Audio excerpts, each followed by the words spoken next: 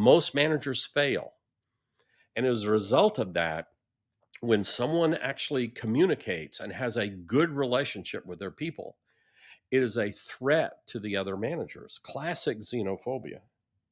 And you're going to have to do it anyway. You're going to have to go out there and continue to communicate with your people. But I want to warn you that if you do that, you're going to get pushback. So, communication, you need to do it. It's important. It's the number one skill of the leader. In the end of the day, leadership is a relational issue, not a positional issue. And you will enjoy being a sergeant and lieutenant, et cetera. And I've seen chiefs even do this. But when you do it, there's going to be other people that are going to be mad at you. And you need to expect it because it's coming. They will attempt to throw you under the bus. They will see you as an outsider. You're rocking the boat, and so forth and so on. The other area where you will get a lot of xenophobic behavior is that operationally, we focused on doing the job. We dealt with issues. And the number one complaint we had against managers over the years is they won't deal with issues. So, why is it that the operational people who always dealt with an issue when they went to a call now are a sergeant and lieutenant and captain? Now, the number one characteristic they exhibit is not dealing with a problem because they don't know what they're doing. They've not had good modeling on how to do leadership. And so their focus is survival, not getting in trouble. And I asked this in all my presentations. I said, what's the easiest way not to get in trouble? Well, the answer consistently over the years has been do nothing. And do nothing is not leadership. Leader means to go and take people with you, but law enforcement managers don't do that. They're sitting in their office nervous about making a decision about a problem employee. And now think about that for a minute. They confronted a dangerous felon on the street and won't deal with a problem employee inside the building because he might file a grievance. The captain may be mad at me because he and the captain are tight. And as a result of that, there is a risk avoidance perception among the law enforcement management culture. And and this is why it's dangerous for you if you continue to communicate with your people. They're going to trust you. And when they trust you, guess what they're going to do? They're going to tell you of problems that they don't tell other managers because they feel comfortable at sharing something with you. So now you have knowledge that Bob is way too friendly with female employees or that Ted has an anger issue or whatever. And here's my point. That is now put you in a position that what are you going to do about that?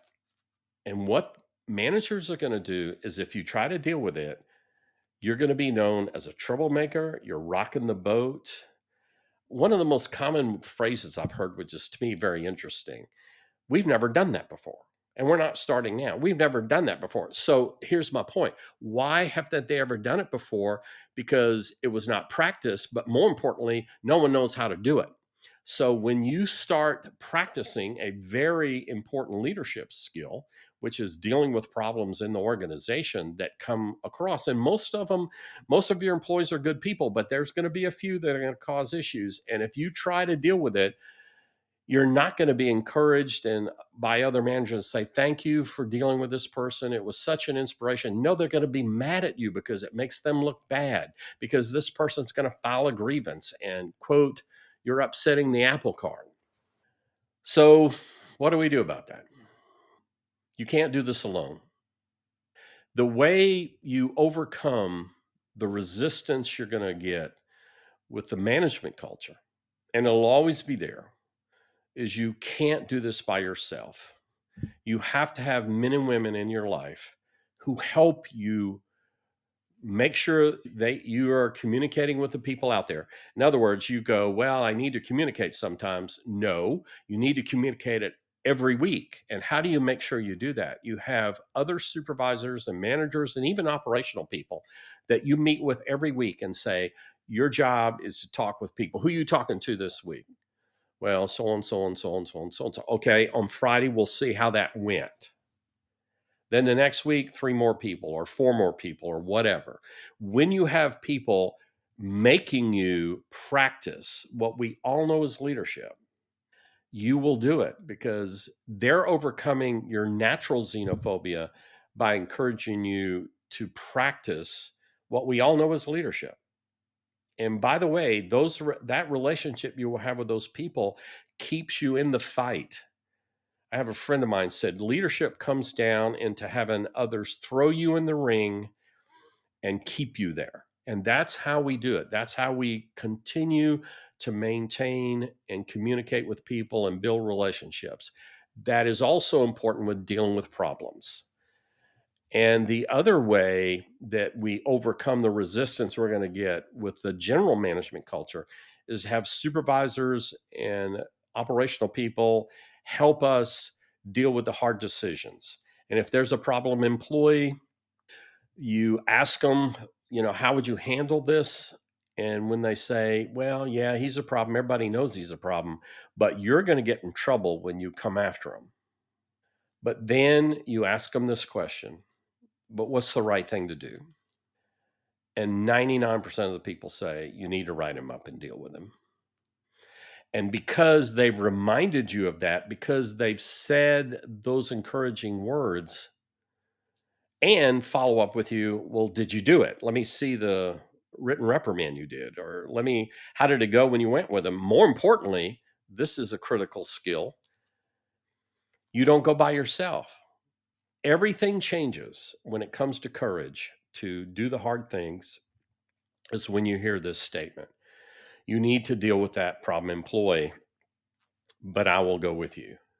And with the support of other managers and supervisors, or operational people that go with us to deal with an internal problem, we will do it. See, that's what made us so brave and courageous on the street. We always had people backing us up. I don't remember hardly any time in my career where when there was a tough thing to deal with and I was dispatched on a serious call, you always heard other officers and deputies chiming in. I'm en route as well. I will code 7 3127. We always were backed up, and that made us follow through and do what we needed to do. And when we have men and women in our lives who, again, keep us in the fight and say, go ahead and deal with this issue, go ahead and confront this person, we will do it. Will you get thrown under the bus for it? Absolutely. But because you have the reassurance that you're doing the right thing, you will do it because you don't fear the opposition of the management culture. Watch me. You fear the agreement and acceptance of good men and women who want you to succeed. What is the result of this? You will get thrown under the bus, but what will you do? You will show the men and women under you and beside you, this is how it's done. Do the hard things. I came in law enforcement in 1972. The same complaints I'm hearing 53 years later. Why do most managers and supervisors fail? Because they try to do this alone. But when you have people in your life who, as I mentioned before, throw you in the ring and keep you there, and you do this on a weekly basis, you will have the courage to follow through it also. And think about this, you're training every man and woman that you're asking to help you to be a leader. And law enforcement doesn't have many leaders. They have great operational people, but they don't have any leaders. And the reason is because we were trained by ineffective managers. But when we're trained by other men and women who are remind us to tell us the truth, to make us go and deal with issues, make us communicate with people, we will do it. And at the end of the day, you're going to get in trouble because this is xenophobic behavior, but you'll make a difference in people's lives. And the other thing, too, is you have men and women who helped you do it. In the end of the day, it's always been the power of the group, it's always been the power of friends. And I want to please remind you, you can't ask one person to do this. You need to have 3 or 4 or 5 people helping you with this because they will be logical when you're trying to be illogical, and they will naturally want to tell you what you want to hear. But if the plurality of the group is there, someone will always speak up, and normally everybody else realizes, yeah, that's the right thing to do. You're going to have to confront him. You're going to have to confront the lieutenant on this. And if you have that kind of encouragement and the power of the group, you will do it. We can't do this alone. That's why most of your predecessors were great cops and great deputies and great troopers, but they failed as supervisors and managers. They tried to do this alone. It cannot be done alone. The only way to overcome xenophobia is to have men and women who tell us, do the right thing, deal with this problem, go visit Bob in the hospital. And when they make us do that, it doesn't matter what the management culture's result is. You're doing what you need to do. Don't try this alone. Have men and women in your life who help you and you help them to practice what we all know as leadership. Somebody asked me one time, why is leadership so rare? I said, it's an abnormal behavior. Think about that for a minute. A leadership is an abnormal behavior. It believes that other people are more important than you are. It believes in courage. It believes in stepping up when things are hard. That is not normal human behavior. But when we have other people in our lives who help us practice what are the hard things to do and the unusual things to do, they make us abnormal. And we saw that operationally. And that's why we were effective leaders and operationally out on the streets and in the jails, etc. But when we got promoted, we lost that because we tried to do this alone, and you can't. You've got to have people in your life help you do all of these things, and they will overcome that natural fear of, quote, rocking the boat and causing trouble. Thanks for joining us on the They to We Leadership podcast. If today's episode helped you think differently about management, take a moment to reflect and then apply it, because real leadership isn't what you say, it's what you do next, and the real enemy is our pride and blindness on how we are really doing. Only with the help of others can we truly make an impact on those around us.